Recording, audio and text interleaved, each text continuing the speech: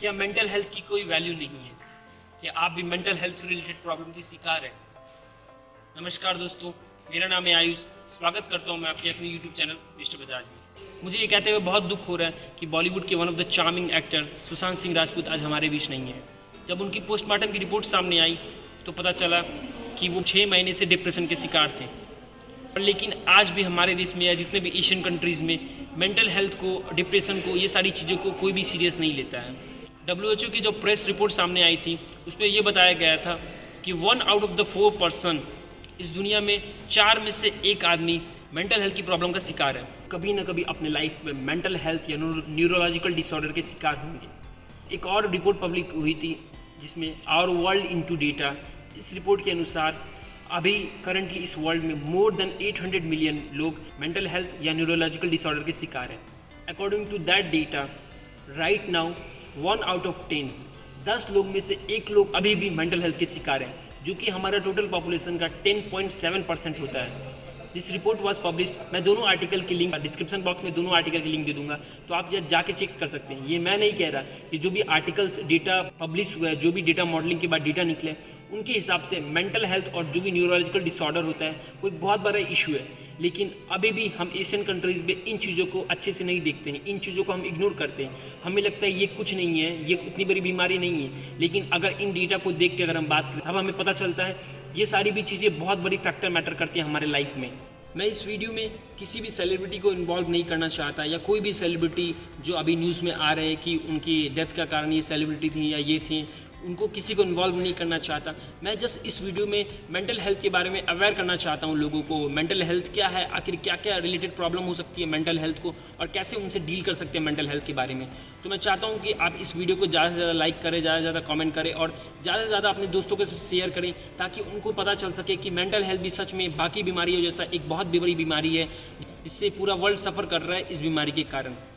अब क्या है मेंटल हेल्थ, इसके बारे में बात करते हैं। जिस तरीके से हम जिम जाते हैं या आप वर्कआउट या एक्सरसाइज करते हैं, वो हम बेसिकली फिजिकल बॉडी की ग्रोथ के लिए या फिजिकल बॉडी की मेंटेनेंस के लिए करते हैं। उसी हिसाब से जो मेंटल हेल्थ होता है वो मोस्टली हमारे माइंड से रिलेटेड होता है। तो हमें माइंड से रिलेटेड एक्सरसाइज करना रहता है या कुछ अच्छी चीज़ें प्रैक्टिस करनी पड़ती है अपनी लाइफ में। मेडिटेशन हो गया, प्रॉपर एक्सरसाइज हो गया, प्रॉपर डाइट हो गया, ये सारी चीज़ें प्रैक्टिस करनी पड़ती है, जिसके कारण हमारा मेंटल हेल्थ जो भी हमारे माइंड से रिलेटेड चीज़ें हैं वो एक स्टेबल स्टेट में रहे हमेशा के लिए। It is very vital part of our life. जब हम मेंटल हेल्थ से रिलेटेड प्रॉब्लम को डील करना सीख लेते हैं, मेंटल हेल्थ हमें हमारा बिहेवियर कैसा होगा, हम कैसे चीज़ों को लेके सोचते हैं, हम कैसे डील करते हैं प्रॉब्लम्स को, ये सब डिसाइड करने में बहुत वाइटल रोल प्ले करता है।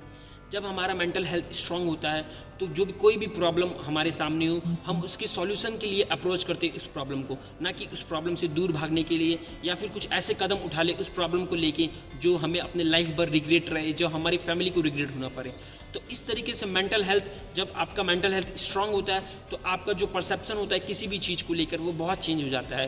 तो आप उस चीज़ों को ऐसे तरीके से देखते हैं कि आप अगर ये सपोज एक प्रॉब्लम है और आप अगर ये हैं तो आप इसके सॉल्यूशन के लिए इसको अप्रोच करेंगे। आप चाहेंगे कि आप इसका सॉल्यूशन कैसे निकालें, ना कि इस प्रॉब्लम के राउंड घूमते घूमते और कुछ दूसरी चीज़ों में फंस जाएं। जब हम इसका कंपैरिजन वेस्टर्न कंट्रीज से करते हैं तो वेस्टर्न कंट्रीज़ में मेंटल हेल्थ को सच में एक प्रॉब्लम माना गया है, और पास वहाँ पे स्पेशलाइज डॉक्टर्स भी होते हैं, स्पेशलाइज मेंटर्स भी होते हैं जो आपको मेंटल हेल्थ के बारे में सिखाते हैं, मेंटल हेल्थ को कैसे डील करना है, जो भी मेंटल हेल्थ रिलेटेड प्रॉब्लम होती है उससे कैसे डील करना है, वो सारी चीज़ें आपको सिखाते हैं। In comparison to Asian countries, अगर हम वेस्टर्न कंट्रीज़ और एशियन कंट्रीज़ दोनों को कंपेयर करें तो हम देखते हैं कि हमारे एशियन कंट्रीज़ में आज भी इस चीज़ों को उतनी महत्व नहीं दी गई है।